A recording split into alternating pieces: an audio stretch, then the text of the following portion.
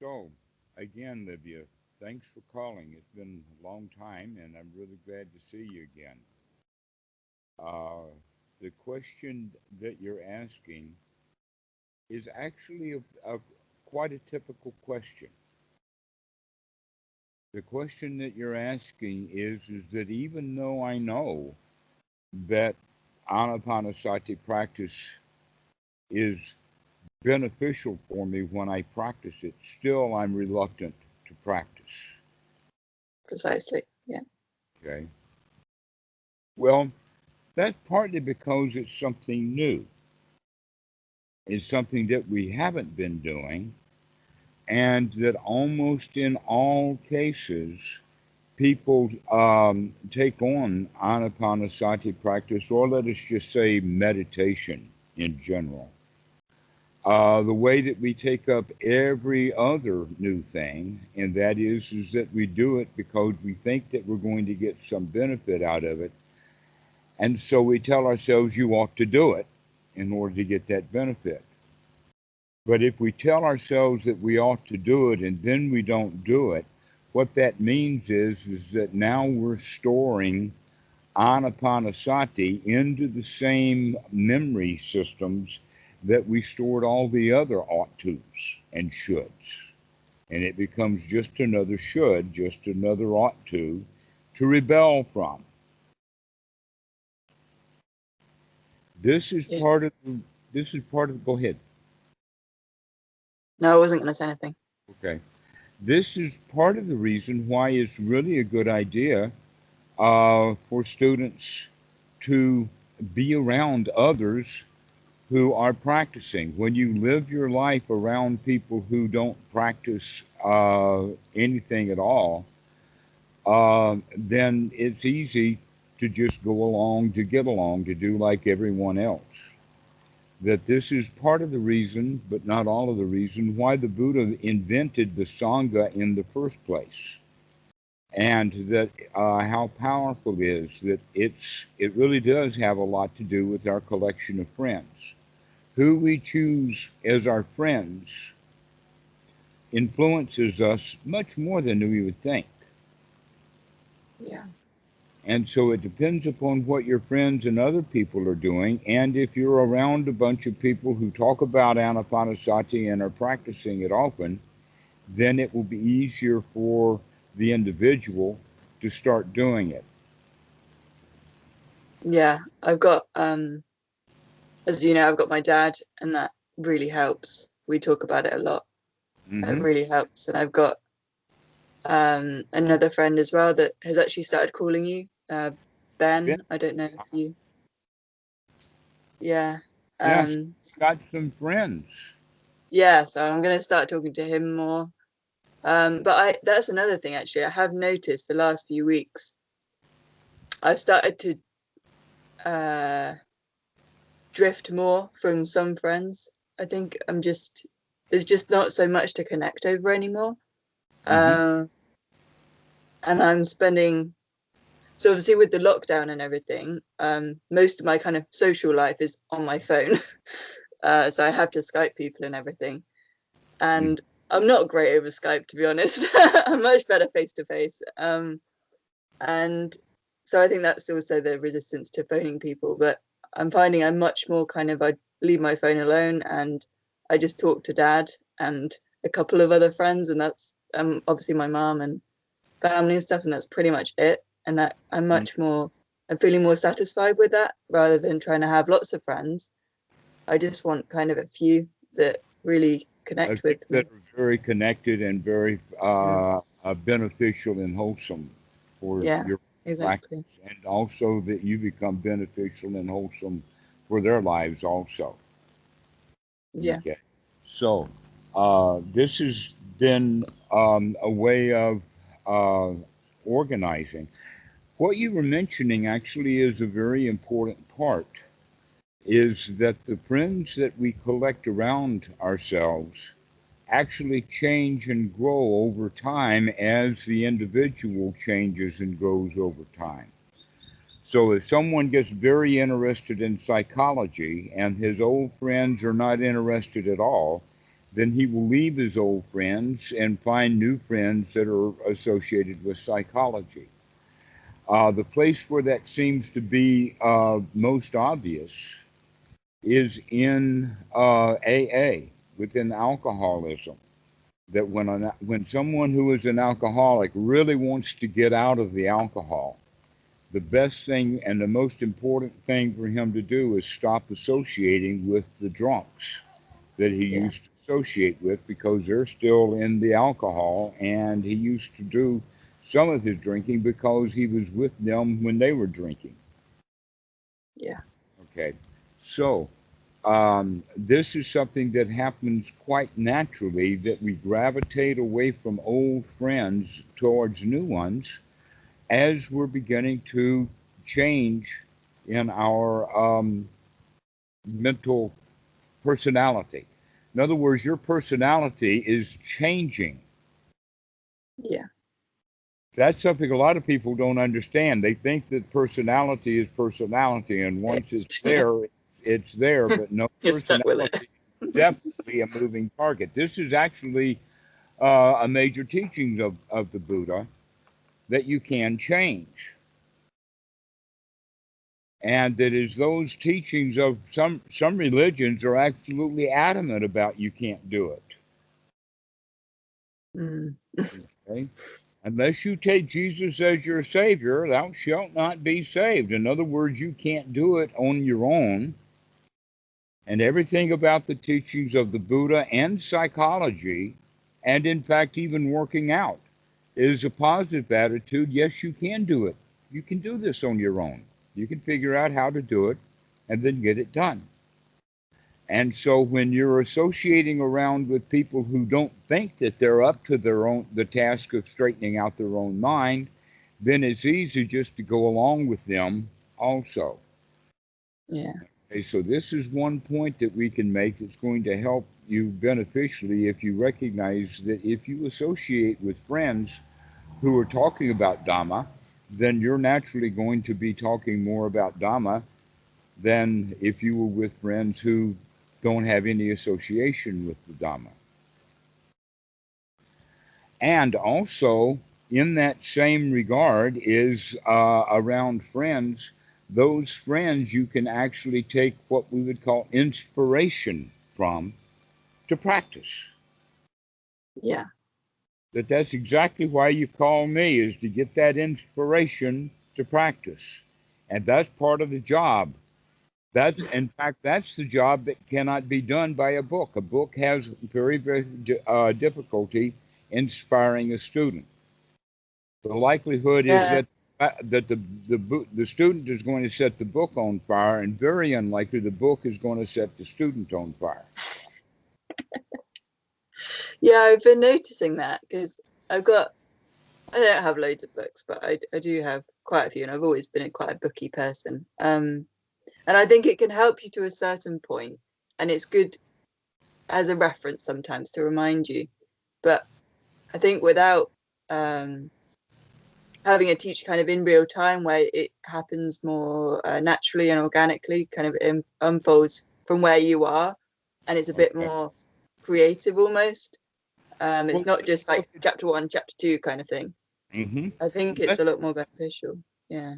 let's look at that.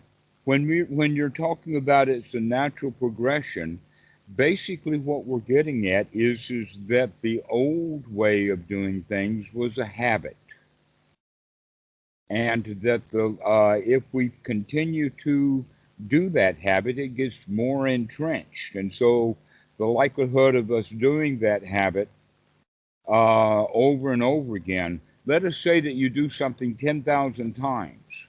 The Mhm. likelihood then that the 10,001 time is much more logical than to do something brand new. Yeah. And so there is a natural bit of resistance, but that natural resistance then becomes favorable in the sense that the more you practice, the easier it gets. The more you practice, that means that now you're building up new habits, and the old habits start to slide away. Yeah. So this is the way that we begin to look at it. Oh, if I keep doing this, it will get easier. And so this is another aspect that we can look at is that it does take a time and there is going to be some resistance to it because after all, we already have established that this takes some effort. Yeah. That this is not a laid back watching kind of thing. And there are some meditation systems that talk about just observing, to just watch. Okay. Is that if you're standing in the road and you see a big truck coming, just watch it and let it run over you, is the way that most meditation is taught. But this is the one that has some skin in the game. And that is that when we see something unwholesome, we have to take the effort to remove it. But that then is the development of the new skill or the building of the new habit, is to be able to change the mind out of unwholesome into a wholesome thought. And once we get into the habit of doing that, it still is something that we have to plan on doing because the old habits are so strong. Yeah, they're really strong. Yeah. The old habits of giving ourselves jobs to do. The old habit of thinking that work needs to be done. The old habit of when something breaks, we feel like we got to fix it. Okay? Basically, what that means is that we're talking about it from the perspective of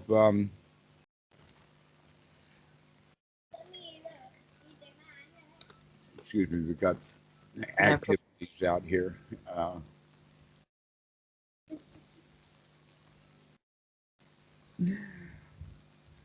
Sorry about that. Anyway, uh, the point that we're on is about having skin in the game. An example of that is if someone is playing a video game, whatever it is, putting numbers in boxes like Sudoku or moving cards around or making icons move on an environment, whatever the game is, the person who is playing the game is involved with the game, paying attention to the game and moving things around in the game. There's other way to play the game, and that is just to watch somebody else play the game. If we watch just somebody else playing the game, if we're just observing or just watching, it's very easy for the mind just to wander away. And so this is the part of the reason why we actually want to talk about that Anapanasati is an active sport. One of the things that's active about it is breathing. Okay, having to take those deep breaths a bit in the beginning, it seems like a bit of effort. And also to wake up and um, investigate what we're thinking, and then taking the effort to change that from unwholesome to wholesome. That's one's right effort. Now, in that regard, this can be done wherever you are, whatever you're doing, driving the car, on the subway, walking down the street, sitting at your computer, anytime that you remember, oh, I could take a break right now. Oh, I don't have to be working so hard right now.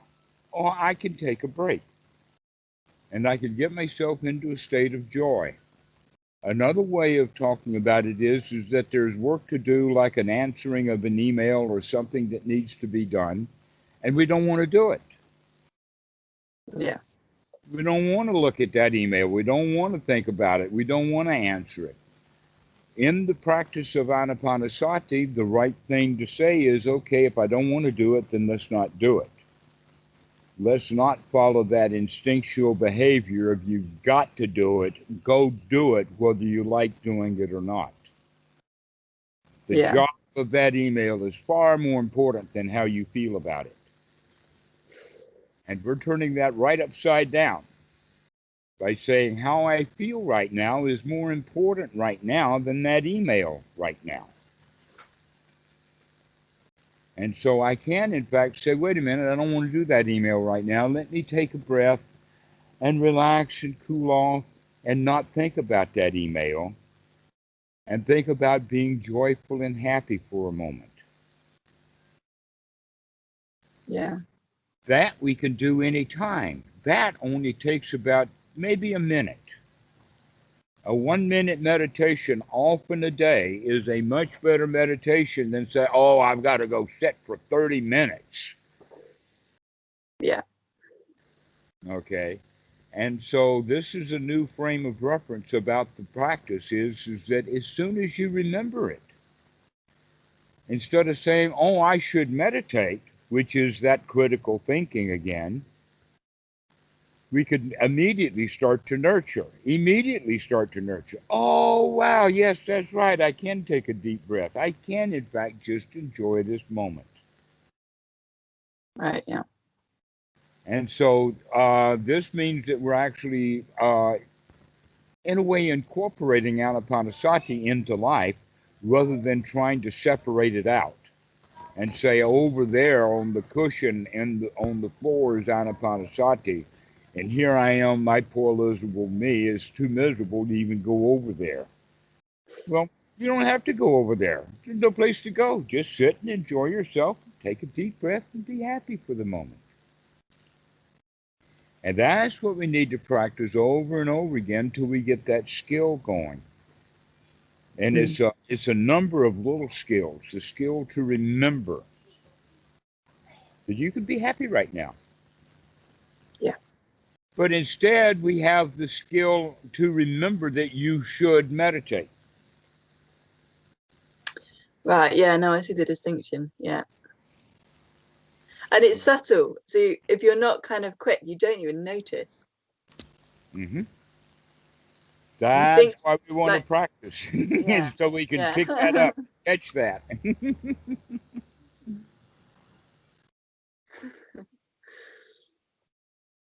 It is a Yeah. small change. It is subtle, Yeah. but that's what the mind does.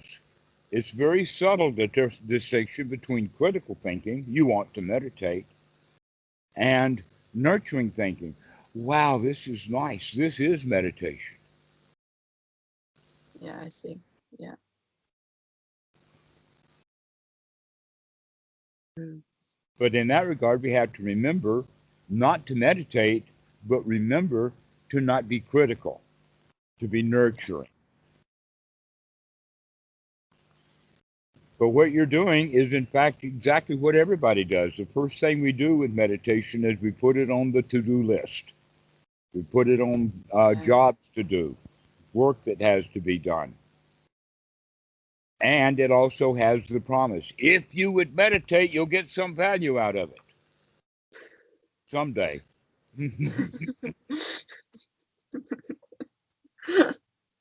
Yeah. Yeah. And so instead of seeing it as an activity that you have to go do because you're stopping what you are doing, the answer is that, well, why not stop what you're doing? Because it's not enjoyable anyway. Let's just take a moment of joy. Let's just get the mind in an enjoyable state. We don't even have to call it meditation or anapanasati or anything like that. In fact, we could call it a word that actually means something to us, and that is to remember to just relax. Just relax.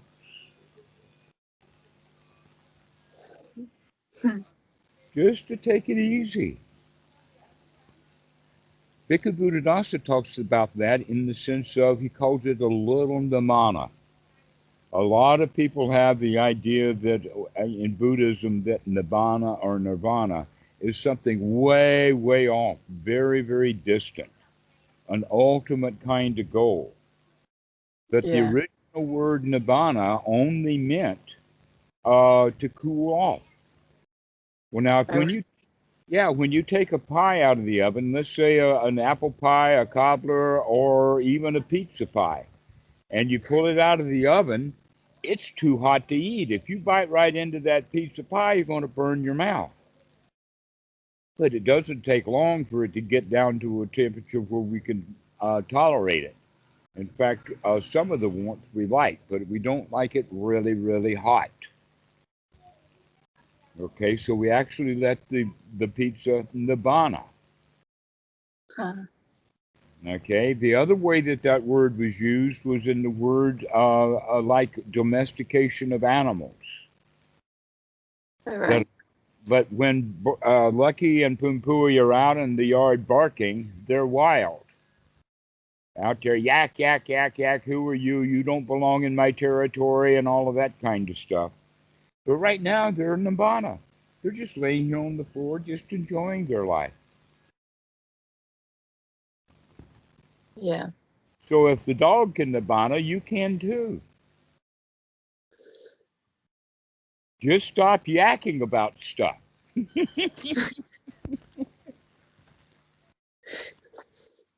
and say everything's okay, everything's fine. Now, some people will call that acceptance, and it is. Because when you tell yourself everything is okay, everything is fine, that's the same thing as gladdening the mind. But that kind of acceptance is an active acceptance. We've got skin in that game because just a moment before we were not in a state of acceptance. We were in the state of being a worker. Okay, so when we talk about acceptance, that's an active acceptance in the sense that we've got to throw out the resistance, Yeah.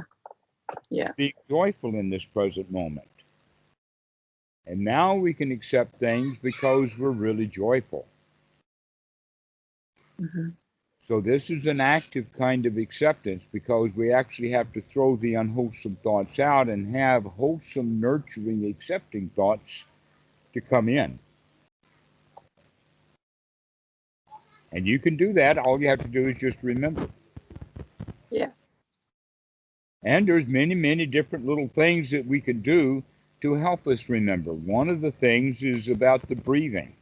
That breathing is something so clear and so obvious, and we do it so often that it's actually a good idea to use the breathing as an anchor to remember to clean out the mind. That in fact, breathing is nothing but an in and an out. The breath arises in the in breath and passes away and dies in the out breath. Everything is in a state of flux. Everything is constantly changing. And when we get to the point of, oh, that email has got so. Are you frozen?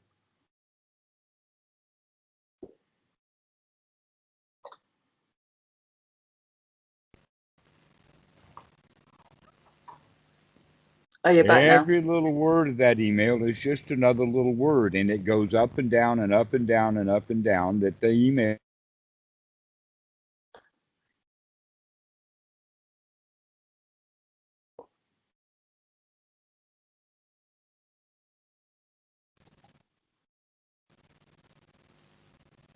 Oh, you're back. Okay. Yeah. Froze for a second. Yeah. Okay. So, um, rather than thinking about meditation as a great big long term deal, think of it as only just a short time of just bringing the mind back into a joyful state. Because that should be a fairly easy thing to do. It actually doesn't take that much effort, but it does take effort. But it's not a lot of effort. And once you keep doing it over and over again, it gets easier and easier. Just to say, hey, I don't have to think about that. I don't have to think about that email. I don't have to think about that work to do. I don't have to think about those people. I can just sit here and relax. Yeah. And so thinking about that often, that will be something that you can relax. Just take joy in, oh, I don't have to do that right now. And a minute later, you can think about that email again, and now you might want to do it. And you say, okay, I'll do it now. But if the thought comes up again, oh, I don't want to do that email, when you say, okay, well, I can relax another minute. I don't have to do it right now. Yeah. That life is not a race.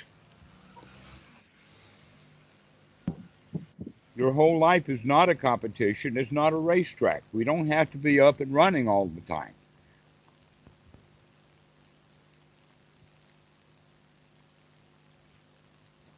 That you could relax your way through the day and get a whole lot done. Yeah, I think often you actually get more done if you're relaxed anyway.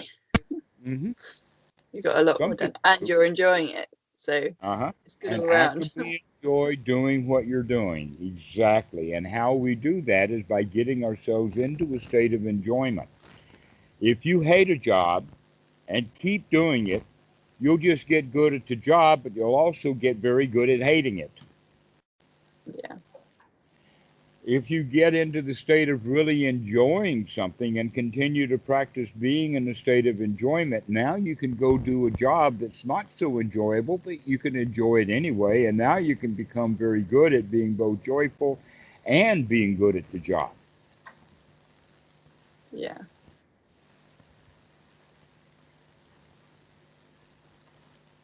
But it takes these very short time periods. So take that thought of, oh, I should go meditate, but I don't want to, into, oh, yeah, I can do that right now. All I have to do is just take a deep breath and relax. Yeah. And start practicing that many times during the day, over and over again, many times a day. And pretty soon, it begins to build up a habit. Because we've been in the habit of having bad feelings and hindrances almost solidly our whole lives now. As we grew up, we got more and more unwholesome, more and more into having work to do, more and more into resenting the work we had to do. Yeah. A little difficult to enjoy it. So now we have to start over with our enjoyment. It's madness. Just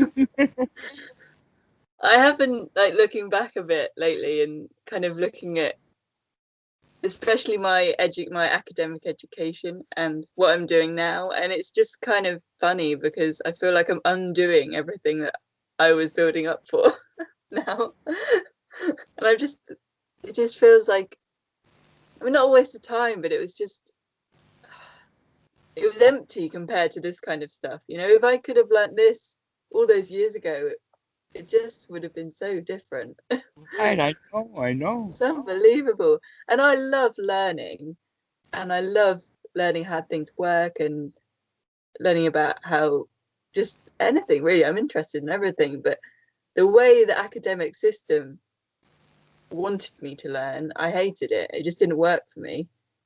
And Doesn't work very well for anybody. for many people, no, it's really harsh actually. And but I've got a very strong kind of, as I'm sure you picked up, critical kind of work drive. And Hmm. so I excelled, but to the cost of my health, really. And that's part of the reason why I'm in this state now. I just burnt out, I completely know. burnt out, Right, and now, because it was like the accelerator and the brake at the same time, like you were saying about the joy. But if I was more joyful, it would just be kind of accelerator. But because I was not enjoying it, there was a brake on. And then if you think of a car that's got both accelerator and brake on really hard, it's going to wear out very quickly, isn't it? right, And that's what exactly. it's like. I think that's what's happened. Hmm. And so here, the active work that we have to do is intentionally take the foot off the gas. And the brake. Well, actually, yes, that will follow. But normally, what we're doing is we're putting on the brake because we're of the ignorance of the fact that we've got the foot on the gas. Go, go, go, get it done, do the job, do what you're told to do. And then the brake is, I don't want to do it. Right. Yeah, no, I see. Yeah. Okay. And so if we stop telling ourselves to go, go, go, go, go, then we don't have that child inside putting on the brakes saying, but I don't want to do it. I don't want to do it. I don't want to do it. And Yeah. that go, go, go, go, go is actually Freud and Eric Berne had it nailed. Freud called it the parent ego state because we learned all of that go, go, go, go, go when we were growing up.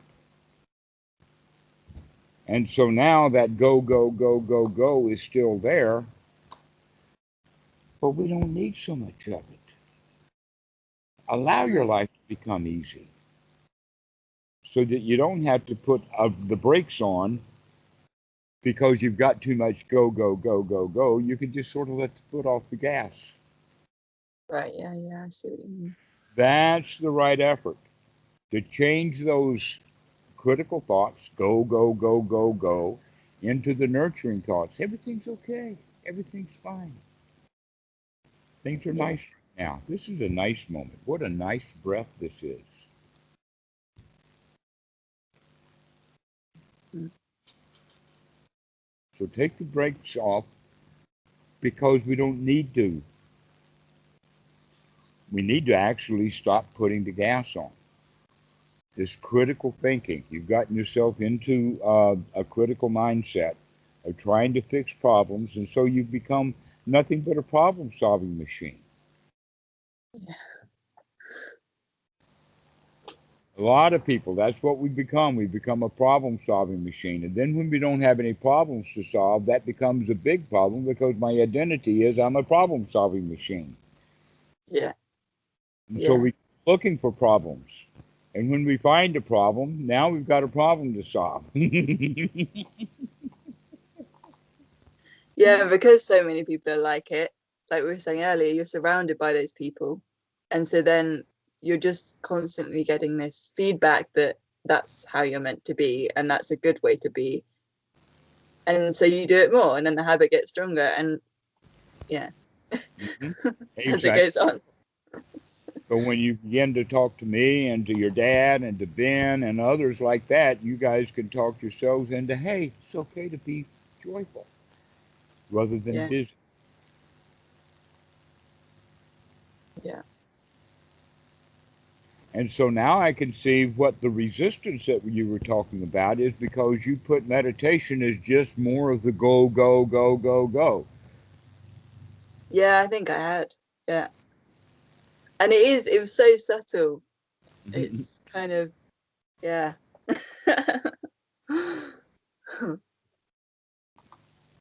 We made it critical. Oh, you got to go meditate. Oh, you got to go meditate. So now all we have to do is make that slight little change into you should meditate into this is meditation. This is nice. Yeah. To start doing it immediately. As soon as we think about it, we say, okay, unwholesome out, joy in, work to do out. Everything is okay comes in. And we Yeah. begin to get that. So um, basically, there's two skills to develop. One is to remember to do this, and then the other skill is to intentionally preserve it so that you can get yourself into this state. Let us say uh, once an hour, and you remember to do it for 1 minute. Later on, you still remember to do it once an hour, but now you can do it for 2 minutes. And then you can remember to do it every 45 minutes, and it Yeah. sustains for 3 minutes. Yeah. And it begins to build up like that. And we want it to build up. A lot of people have the idea that meditation is something you go and do for a long time, say an hour, and then you're finished with it for the day. And so you could go back and be in a hurry all the time. But here we're trying to remember as soon as you remember, every time you can remember, to just relax. Take a deep breath and just relax. Let everything be wholesome. Yeah. And I have times when I am able, I do that. I definitely have had quite a few times where I have been able to do that and be a lot less critical. And then it kind of, yeah, slips back into that critical just because it's so strong and it is a subtle difference. And I Mm. don't quite notice. And then it builds up again. And yeah, that was another thing. Another thing that I've noticed is that I have been having longer periods of times when I am not as critical, and I'm a lot more nurturing and all of that. But then I find that when I do then go back into that critical state, the last kind of month it started to be stronger, almost a bit like it almost feels like that kind of critical part feels threatened by me being more nurturing. That is what it feels like. It feels like a wild animal that's being cornered, and so it's kind of throwing all the guns out and being kind of 10 times stronger than normal because it's almost like scared of being extinguished almost. Isn't it funny that the word crisis is actually the same root word as the word critical? Like a Really? critical error is a crisis. Yeah. And then we develop critical thinking, as if the critical thinking means everything is a crisis. And people do live like that. We go from one crisis to another crisis to another crisis. What now?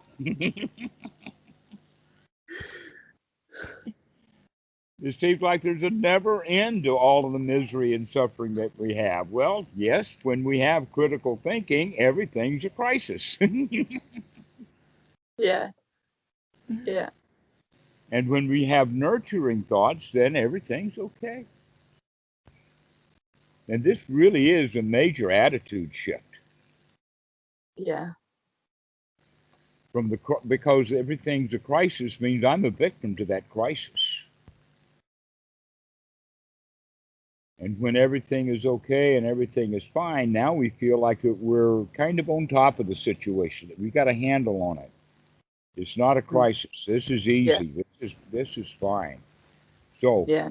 crisis or critical thinking is actually a victim state, and nurturing thinking is actually a winner's position.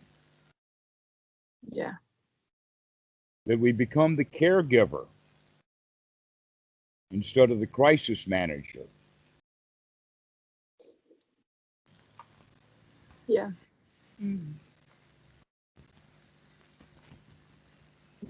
Okay. Okay. And so no need for a crisis anymore. As soon as you remember, oh, I don't have to crisis right now. I can nurture instead. Yeah. Okay. And so let this little talk that we've had today inspire you to remember that, oh, I can uncriticize right now. I don't have to be in a state of crisis. I can be in a state of nurturing. Yeah. That email is not a crisis. It's not a crisis now, and it won't be in a crisis in 30 minutes. It won't be a crisis if I don't answer it all day today. Yeah. Yeah. Okay. Okay? So don't wait until a crisis before you call me. I knew you were going to say that. I knew it.